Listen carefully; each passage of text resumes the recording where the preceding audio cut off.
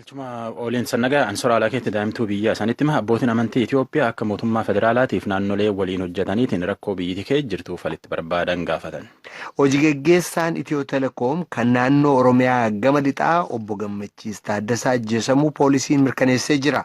Godina Arsii lixaa keessa ka jiran magaalaalee lama dabalatee 15 keessatti hiriira geggeeffamee tureen bakki walitti bu'iinsi itti dhaqqabe 3.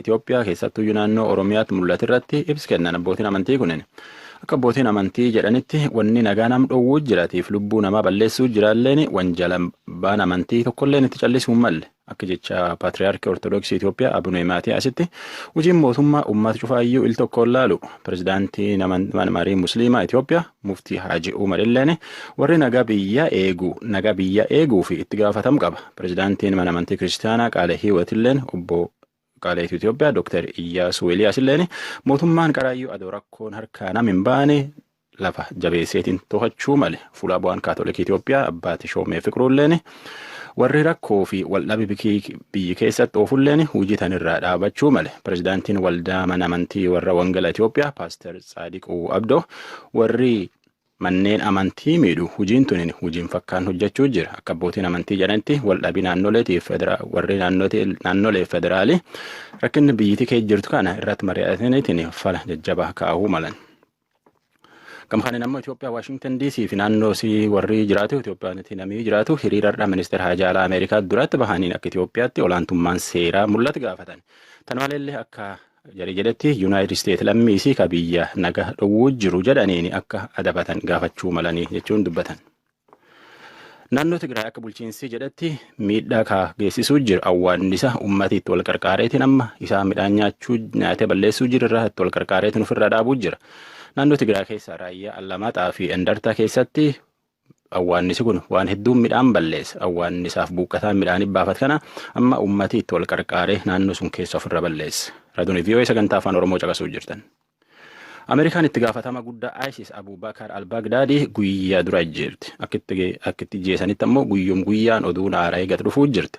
Nama kunin akka pirezidaantii Tiraamp jedhetti marsanii jennaan ijoollee isaa xixiqqoo sadii guurrateetiin boolli duraan nam hin baafnetti baqate. Achitti marsanii jennaan saree waraana Ameerikaa eegeetti gad lakkisan. Qabattoo bombii hidhate ofi gad lakkise. Holli kaanilleen itti gad jige. Mana achi keessatti argan. Gabaastuun VOA ministeera Haajaa Alaa Ameerikaa jirtu Kaarla Baabitti walitti guurraduutan nu ergeetu jubennutti. Humnootiin Yuunaayitid Isteets reeffa hoogganaa Islaamik Isteets kan Abubakar al-Baghdadi holqanni keessa dhokatee ture keessaaf kuudhuudhaan eenyummaa isaa qorannaa DNA'n erga adda baasanii booda gara galaanaatti geessuun awwaalanii jiran. Aangawoonni ragaaleen keellaa inni keessa ture biraa walitti qabame humnootii Ameerikaaf humnootii Dimookiraasummaa Siiriyaa ni deeggera jedhanii abdatu. Gama biraan pirezidaanti Doonaald Tiraamp qiyyaafata isaanii qabeenyaa keellaa boba'aa Siiriyaa kaaba gama bahaa jirurra kaa'anii jiran. But we're keeping the oil. Remember that. I've always said that. Keep the oil. We want to keep the oil. Boba'aa sanaaf eegumsa ni goona sun yaadamuu qaba. Akkuma yeroo mara jedhu boba'aa sanaaf eegumsa godhaa. Boba'aa sanaaf eegumsa gochuu barbaanna. Kan baatii tokkotti $45 miliyoona baasu. Ministiriin ittisaa Yuunaayitid Isteets Maark Esper keellaa boba'aa sanaaf eegumsa gochuun qaama ergama Ameerikaatii jedhan. Yoo barbaachisaa ta'e humnootiin Yuunaayitid Isteets humnoota Raashaaf kan Siiriyaa irraa keellaa sana ni eeguu jedhan. Humnoonni Dimookiraasummaa Siiriyaa SDF manneen hidhaaf eegumsa gochuu loltoota ofii hidhachiisuu fi akkasumas duula ISIS'n injifachuu keessatti nu gargaaruu akka danda'an mirkaneessuu feena. Konkolaataan loltoota Yuunaayitid Isteets fe'ate guyyoota hanga tokko dura Siiriyaa keessaa bahee jira. Esper akka jedhanitti humnoonni Ameerikaa dilbata darbe meeshaalee deddeebisuu akkasumas ajaja Tiraampiin loltoota achii baasuu gargaaruuf jecha deebisanii Siiriyaa seenanii jiru. Loltoonni guutummaan gamas dhiisanii ba'uun hagam akka fudhatu hin beekamin jira. Mani marii Ameerikaa torbaan kana keessa pirezidaantii Ameerikaa seerumaan himachuuf itti kurfaa'uu jira. Bulchiinsi Doonaald Tiraamp ammoo akka isiin itti deemuu jirtu kun seer malee jechuun mormuu jira. Namni ammaan tan naqaashii pirezidaantii Tiraamp ta'uu jiru. Waan pirezidaantiin kun armaan duratti pirezidaantii Yuukireen waliin bilbila mari'ati jedhe nama birjiraa jedheetiin dubbata. Akka inni achirra jedhetti pirezidaantii Tiraampaati Yuukireen irraa gargaarsa argachuuf keessumattuu iyyuu akka inni paartii Demokiraatii basaasuu fi akka ammallee Joo Baayiden ittaana pirezidaantii Ameerikaa kadurii waan isaan himatan ittiin qoratan gaafachaa ture jedha. Humtaa ta'eefuyyuu mani marii Ameerikaa kun bor yaad irratti kenneetiin harka baaseetiin himachuu dhabuu isaa irratti walii gala.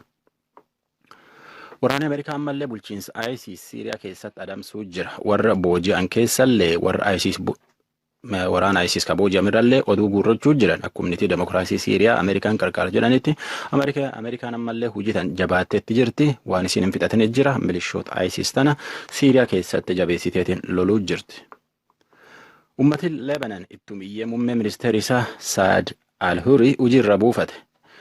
Namni biyyi suni torbaan lama caalaayyuu pirezidaantii muummee ministeera kana baay'eetiin akka inni hojiirra buufi akka jireenyi biyyi suni wayyaa fullee gaafachaa bahan. Hiriirri kun chocho'uu nama dhowweetiin namni banaaf bobbaa dadhabe makiinaaf baankileef wanni hedduulleen cufamteetiin. Baankileen hedduun cufamte makiinaalleen karaa yaa'uu dadhabe. Hiriirri kanaan manneen barnootaallee fi waan hedduutti cufame kanaaf chocho'uu dadhabnee jedheetiin hojiirra bu'e ministeerri kunin. Manni murtii Paakistaan akka muummeen ministeera isaanii ka durii Nawaaz Shariif baay'ee himachuu danda'u torbaan 8 boqonnaa kenneef Shariif kan man kana himachuu jiran kunin himataniitiin ganni torbittiidhaan kunin horii uummata balleessee jedhaniitiin isaaf ijoollee isaatiif nama hedduullee waliin hidhanii muummeen ministeera kunin waan hedduu dhibi qaba dhibonneetiif dhibi kalee himachaa ture akka inni gad baay'eetiin akimatu ammatti dooktarootii irratti walii galaniitiin akimachuuf qophii jira oduu namaaf qabatanu. Aadde Masarat Hundeessaa jedhamu haadha warraa obbo Gammachiis Taaddasaati. Bultii isaanii waggaa 13 ijoollee 2 waliin horuu dubbatu. Abbaa warraa isaanii obbo Gammachiis Taaddasa hojii geggeessaa Itiyoo Teleekoom naannoo lixaa ta'an irratti dheengadda dilbata jechuunis akka lakkoofsa Itoophiyaatti onkololeessa 16 bara 2012 ajjechaa raawwatame ilaalchisee akkas jedhan. Wanti ture galgala walumaan bakkee turee dhufee gaafa dhufnee ol gallee mana gallee jennu riyaansaa tokko bilbileefi. Poostaa wayii sitti kennadhaaf illee deemtafnee jedheef naan fi haadhuma wajjin yaadni nudha waan ta'eef poosticha gochuu hin fedhi beenne poomcha waggaa 5 kan mucaan keenya mucaan lammaffaa waggaa 5 duukaa gadi ba'e mucaan fudhatee gabbee poosticha harkaafuu haadhiisuu waluma duukaa rasaasa roobuu nagahe fiigeedhuma gaafa boomni kufeera bakka. Eenyu akka ta'e waan argitan qabdu? Annama waan hin argitee qabu. Waggaa 5 suni akka jara duukaa gadi fiiguu karaa sanarra fiigan irra achi gadi fiiguuf sammuu ijoollee lamaan akka inni yaada isaatii sanatti ani beeku duukaa fiigee maal qabnareen mana yaalaatiin oolfachuudhaaf sammuu akka inni naa ooluuf garuma hospitaalaatti kanaa dhaqu ture makiinaan isaa dhaabamteetti deeggarsaan maalachiin gaanii gaafa jireenya lubbuun keessa ture dhaabaggaa yaalii ijoon arganne ture. Waan dubbatan qabu abaluu argan waan isinitti himan qabu. Haasa'uu dadhabe harka koo qabee dubbachuu dadhaba. Wanti amma to'annoo seeraa jala oolee wanti. Waggaa kana rasaasi shanitti dhukaafamee jechuudha. Ragaa qabu qindeessee poolisiif kennee poolisiin qabatee taa'ee amma har'aatti jechuudha. Ogummaa ofiisaatii qabuun fayyadamuudhaan wantoota baay'ee gaazar godhee kenneef jechuudha jaraaf. Ragaa sana poolisiin fudhatee maal godhe ta'ee waan hin beeku. Haaloo namni dhuunfaarraa qabu yookaan walitti bu'iinsi dhuunfaa yookaan dhimmi kabiraa jira maa inni wanti jiru? Beekuun qabu isa kan hin beeku. Hangammeen loleeyyuu nama wajjin hin qabu. Nama akkamii turan isaan jireenya isaanii keessatti amalli isaanii? Gamme jechuun anarra caalaa istaafii isaa utuu gaafattanii fi wanta baay'ee argachuu dandeessu. Maaliif nama wajjin walii galu. Nama poozitiivliidha yeroo hundumaa kan namaaf yaadu nama ofiisaa dhiisee namaaf waan gaarii yaadudha. Ijoollee isaa beelessee ijoollee abbaa faadhaan qabne naqamte keessaa dabtarii bituudhaan yuunifoomii bituudhaan mindaa argatu ijoollee gargaara gammee nama magaalaa naqamtee keessaa hanga waldaatti hanga mana barnootaatti yoo gaafatte nama gargaaruuf nama wajjin walii galu nama jaallatu dhaaba siyaasaa tokko kan hin deeggarre gammee garuu karamiin akka isaan nyaatan hin beeku. Maal jechuu barbaaddu ergaa isin dabarsuu barbaadda yoo jiraate? Ani ergaan nama yoo jiraate namoota reediyoo kana dhaggeeffatan hundumaanii sooriyaa lolaan kan beekamu ishee akka dabarsitee jirtu namni akka wal fixaa jiru qabee seerattis dhiyeessaa hin jiru. Itiyoo Teleekoomii Finfinneetti jijjiiramuun barbaada asitti lubbuu koo balleessuuf turanii yaalii ajjeechaan irratti raawwate jedhee iddoo gaafata Finfinneedha. Hin arrabsite waan naan ta'e achi isaaf laachuu diddee namoota biraa torban kana keessallee namoota achitti fudhattee qabdi namoota gara biraa. Lammeen akka hin duune ta'uu ituu danda'u fichirraa kana dhowwattee namoota biraaf laattee. Dhimma kana irratti itti gaafatamaa kutaa ittisa yakkaa waajjira poolisii aanaa lammaffaa magaalaa Naqamtee Inspektar Tasfaa Bushan bilbilaan dubbiseen ture. Sarara warra jira kallattiidhaan namoonni adda addaa namni kakkamee namni lamaan tokko qabameera. Qoraqaan nama sana qabate immoo laalaa jira. Naannoo Dalalaqii jedhama. Achi jiraatu kanaan duras yaalii adda irratti gaggeeffamee ture. Yoomi kan yaaliin irratti gaggeeffame? Naannoo sana bara 2011 keessa Eenyu kan irratti geggeesse? Abbaa irratti geggeesse gaa hin beekamne nama hin beekamnedha. Yeroo sana maaltu ta'e? Madaa'anii turanii moo maanni wanti ta'e? Miti hin madoofne carraa matee dhukaafamee baqataniitti kan jalaa ba'anii. Egaa akka haaliinsa akka akeekkachiisa wayii maxxansu. Eenyu kan maxxansu? Abbaa maxxansu kun egaa maalitti beeknaree nuti maxxansa sana argina. Maal jedha ture maxxansichi? Maxxansi kun nama kana of eeggannoodhanii matuu yeroo adda addaa yaadee gaggeessu. Maal gooti jedhanii? Wanta inni godhe hin beeknu nuti. Wanta inni godhe hin beeknu nama kana yeroo adda addaatti kan isaa yaadee gotti gaggeessa.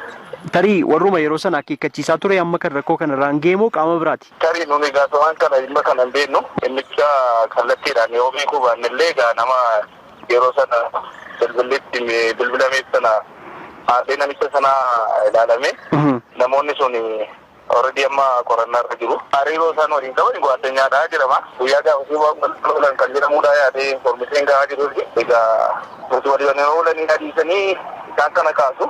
Ogummaa isaa namoonni qabatan immoo qorannaa irra jiru. Nama meeqattu annaa jala jira? Nama lamaan tokkodha kan amma dhimma sanaan tarii kamee jiru.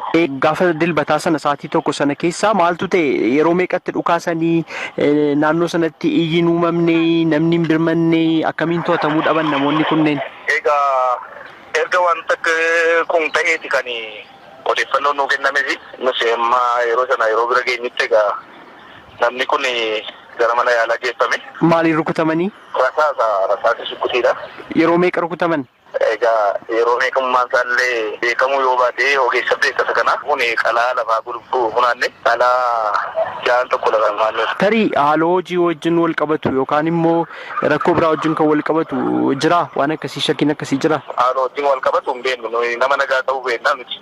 Ajjechaawwan bara darbee qaama hin beekamne jedhamuun itti gaafatamtoota hojii mootummaa fi namoota dhuunfaa irrattis kanaan dura geggeeffamaa ture jedhamee ilaalchisee akka yaadanaaf kennan gara itti gaafatamaa waajjira bulchiinsaaf nageenyaa magaalichaa kan ta'an obbo Tashooma Gannatiitti bilbileen ture akkas jedhan. Yeroo dheeraadhaaf iddoo kana hin turre dhiyoon itti deebi'e hojii kanatti taateen nama raawwate erganni seexanumadha. Amma na jirutti keenyan deebi'e reefu baatii tokko fa'idha. Kan ammoo garee qorataadhaan garee qorataan dhaabbatee dhimma kan akka nu qulqulleessuuf gareen qorataa dhaabbatee adeemaati jira.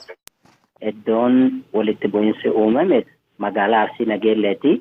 Inni kun ammoo magaalaa Dodolaati. Inni kun ammoo aanaa Kofaleeti. Bakka sadiin kan irratti walitti bu'iinsi kan uumame. Iddoo amma jettan kanatti amantii sababii godhachuudhaan walitti bu'iinsi uumame jira? Dubbiin isaa garasitti ceesisuuf yaaliin godhame ulfaataa ture. Karaa maqaa amantiitiin keessayyuu amantii kiristaanaatiif amantii islaamaa irratti wanni yaalame jira. Garuu gara ummataati bu'uuraan dubbiin raawwatame kun amantiin kan walitti dhufu akka hin taane magaalota lamaaf aanaa tokko irratti yaaliin godhame wal fakkaachuu qofaa utuu hin ta'in dubbii sana hammeessuuf kallattii garaagaraatiin fiigichi godhamaa ture jira. Sanirraa ka'amee bu'uuraan rakkoon kun dhuguma rakkoo amantiin wal qabatu moo namoonni dhuunfaa fedha isaanii kan kaarfachiisuu barbaadameetu waan jedhu achumatti uummanni ofii isaa dargaggeessii hiriira sanarra turanii kaayoon kenna kanaa miti. Kaayoon kenna waan baaneef mootummaa dhageessisuutu nurra jiraata yaada keenya ibsachuutu nurra jiraata karaa jedhuun bakkumatti wal qabanii sadarkaan itti dubbiin isaa tasgabbaa'ee guyyumaa isaa. Fakkeenyaaf Dodolaa Kofalee kanneen fakkaatan keessattis walitti bu'iinsi ta'eera. Ittiin ka'umsi isaa maali? Arsii Nageellee irratti nama tokko ka du'e achittis manni islaamaallee hennaa arafaa isaanii hennaa sooma hiikaa isaanii achirratti salaatu. Amantiin biraallee achirratti amantii isaanii geggeessu lafti kun lafa waliiniti. Warri amantii ortodoksii kun ammoo waggaa 3 waggaa 4 dura mallattoo masqalaa achirratti dhaabanii masqalli achirratti dhaabate kun sirrii miti. Tokkoffaa lafti kun kan waliiniti. Ka amantii hunda kennaati asirraa ka'uu qaba. Yaanni jedhu amantoota kaawwan keessaa gaafiin isaa dhiyaataa ture. Kanarraa kaanee warra amantii ortodoksii sadarkaa godinaatiif aanaa jira wajji mari'anneeti bakka sanii kaasutu nurra jiraata. Bakka sanii yoo kaasnu ammoo bakka isaan itti ayyaana cuuphaa isaanii itti gaggeeffachuu danda'an mijeessuu fi qabna jennee kana waliin dubbannee beellama keessa utuu jiru eengadda gaaf dubbiin tun kaatu qaamni muraasni dhaqee masqala sana bakka sanarraa buqqisee jechuudha. Gareen kun ammoo maa buqqistanii ka jedhu walitti deebanii iddoo kanatti lubbuun nama tokko darbee jechuudha. Deebanii masqalli sun bakkuma sanitti hin dhaabbate ergasii ammoo warra amantii lamaanii sana hedduutti mariin bal'aan geggeeffamee jira. Hawaasni magaalaas marii bal'aa geggeessee jira. Yeroo ammaa kana tokkoffaa namni lubbuu namoota sanii baate gara seeratti akka dhiyaatu to'annaa seeraa jala oolee jira. Gara biraatiin ammoo waan kana akkam goonee mariin hiikachuun isarra jiraata karaa jedhuun sadarkaa sanitti deemamee jechuu tokko kana. Lammaffaan illee kofalee irratti illee nama lama kofalee irratti qaamrii ta'e namni lamaa kunillee suuqii isaanii banaa ture. Kanaaf namoota sanniin illee amma maqaa amantiitiin utuu hin ta'in suuqii kana banaa cufaa waan jedhamu irratti walitti bu'insi dhufe. Sana booda namni sun walitti bu'insa saniin amrii ta'ee jechuudha. Dodola irra akka ture yoo fudhatte manoota suuqii kanneen banamanii turan. Kanaaf haa cufamuu hin cufamuu irratti walitti dubbii sanarraa ka'amee maayessa babal'ataa dhufe. Sanirraa ka'amee amma warri hennaa sana balbala kana bananii turan carraa ta'ee warra amantaa kiristaanaa ta'anii waldiddaa uumame kana gara jeequmsa sanitti jijjiirame, gara hokkoratti jijjiirame. Hokkora sanitti lubbuun namaallee ba'ee jira. Qabeenyi muraasnillee sadarkaan itti gubatee jira jechuudha. Bataskaanni gubatee waan akkasii jira iddoo sadan sanatti iddoo rakkinni itti uumametti. Godina keenya keessa hin jiru. Bataskaanni illee hin gubanne, manni amantii islaamallee hin gubanne jechuudha. Namoonni immoo jireenya irraa baqatanii waldaa kiristaanaa keessa buufatanii jiran jiru? Sodaa sanarraa ka'ee namoonni amantii qofaan utuu hin ta'in sabaanis shakkii irraa jechuu, sodaa irraa jechuu karaa saniin gara waldaa sanatti qofatan jiranii yeroo ammaa kana achi keessatti argamu. Iddoo meeqa ta'a? Iddoo tokko irratti. Eessa iddoonsaa? Magaalaa Dodolaa irraa waldaa amantii ortodoksii keessatti qubatanii jiru yeroo ammaa kana. Gargaarsi godhamaafii jira? Eeyyeen nullee ammallee qaamaan achuma jirra. Tokkoffaa walitti bu'insi uumame kun gara jaarsolee biyyaatiin hojiin hedduu hojjetamaa jiru jira. Abbootii amantaatiin marii bal'atu geggeeffame sanirraa ka'ame waan namoota dhuunfaa irraa ka'etu garanatti tankaarfate. Waan tankaarfate kan ammoo hawaasni magaalaa keessa jiru garmalee balaaleffannaa guddatu jira. Uummanni amantii islaamaa balaaleffannaa guddaa qabu. Uummanni kiristaanas balaaleffannaa guddaa qabu. Hokkorri uumamee jira. Lubbuun namaa ba'ee jira. Waggaa dheeraa uummanni kun amantaan utuu waliin qoodin waliin jiraataa baane. Sabaan utuu waliin qoodin waliin jiraataa baane. Kun kana bakka ta'ee jirutti yeroo gabaabaa keessatti wanni akkanaa uumamuun nu hundaafuu qaanii salphannee jirra. Salphina kana akkamitti keessaa bahuun nurra jiraata karaa jedhuun guyyaa wanni kun galeerraa kaasee manguddoonni karaa amantii kiristaanaatiinis jiran, manguddoonni gara amantii islaamaatiinis jiran mari'achuutti deemanii jiranii. Sanirraa ka'ee yeroo ammaa kana magaalaa Dodolaa keessatti nageenyi waaraan kan jiru. Namoonni soda'an gara waldaa amantii kanattis bahanii jiranii. Namoota sanniin karaa bulchiinsa magaalaatiinis gara bulchiinsa godinaatiinis deeggarsi godhamuufii qabu. Namoonni kunniin bakka tokkotti waan walitti qabaniif sodaa sanirraa kaanes koree fayyaas garasitti erginee jirra. Midhaanis akka hin rakkanne gargaarsa mootummaatiif saaxilamuun isaan irra jiraatu karaa jedhuun gara amantii kiristaanaatiillee xiyyeeffannaan guddaan kennamee warri waldaa amantii kiristaanaa sadarkaa godinatti jirus jira. Isaan wajjin illee guyyaa kalee marii gaarii geggeessinee jirra. Karaa lachuuyyuu walitti dhufamee waliin dubbannee ammas marii sanarraa baay'ee kasi dubbisaa jiru. Gar tokko qofaa miti jaalanneen ka beekuun isinirra jiraatu namni lubbuun isaa darbe kun gara ummata kaanii keessaallee ummata islaamaa keessaallee namni amrii ta'e jira. Gara kaaniillee namni amrii ta'e jira. Kanaaf kanarraa kaanee wanni kun asitti dhaabachuutu isarra jiraata karaa jedhuun sadarkaan itti deemame yeroo ammaa kana gara waliigalteetti dhufaarra jira. Guyyoota gabaabaa keessatti ummanni kun gara mana isaaniitti deebanii jiruu isaanii duraa sanitti deebuu danda'an amantii jedhu guddaa qabnaa jechuudha. Magaalaa Dodolaa keessatti walitti bu'iinsa uumameen kanneen madaa'aniif du'an meeqa akka ta'an baruuf gara hospitaala Dodolaatti bilbilee meedikaal daayireekter akka ta'an Dr. Tolaa Biyyoo Tufaa haasofsiiseera. Namoonni miidhamanii dhufan namoota gara 56 akkas ta'u warri kaardii baafatanii yaalaman baay'ee waan tureef namni tilmaaman 60tti hin siqu. osoo kaardiin baafatil yaalamanii hor deebi'anis jiraatu malu waan ta'eef. Madaadha moo maalidha? Madaadha. Warra uleedhaan dhahamanii fi dhagaadhaan dhahamantu irra heddummaata garuu namoonni baay'ee miidhaman rasaasan kan dhahamanis jiru 20 akkas kan ta'an jechaadha. 56 kana keessa. Kan du'an hoo jiru? Kan du'an jiru. Meeqa ta'u? Hospitaala keenyatti namoota 5tu du'e. Nama gara 4 akkas rifar goone gara hospitaala Hawaasaa fi Shaashamanneetti isaan keessaas namni 3 du'eera. Waliigala hospitaala keenya dhufanii warri ba'an nama 8 jechaadha namni du'e. Namoonni rukutamanii dhufan kun hundumtuu magaalaa Dodolaa irraati? Magaalaa Dodolaa qofa osoo hin taane baadiyyaa naannoo Dodolaa jiran gaafa siriirri magaalatti ta'e waan ta'eef aanaa Dodolaati Asaasaaf Madaabaa faanis hin jiru madaasa salphaan namoota baay'een garuu Dodolumarraayi. Warri du'anoo? Warri du'anis magaalaa Dodolaa fi baadiyyuma naannoo Dodolaa jiran aanuma kana jechaadha. Warra rasaasaan rukutame keessaa kan lubbuun darbe jiru? Jiru namoota 8 kana keessaa 4 isaanii rasaasaan rukutaman. Warri kaan uleedhaaf dhakaadhaan. Amma hospitaala keessanitti namni miidhamee dhufu dhaabateeraa hin jiru? Jimaata booda hin jiru. Jimaata iyyuu kan jiru warruma dura dhaaman dooyyaa'uu dhabee madaa dhiqachooma warri deebi'an malee akka haaraatti hanga jimaataan booda hin jiru. Dhaggeeffattoota keenyaa keessummoota koo lama.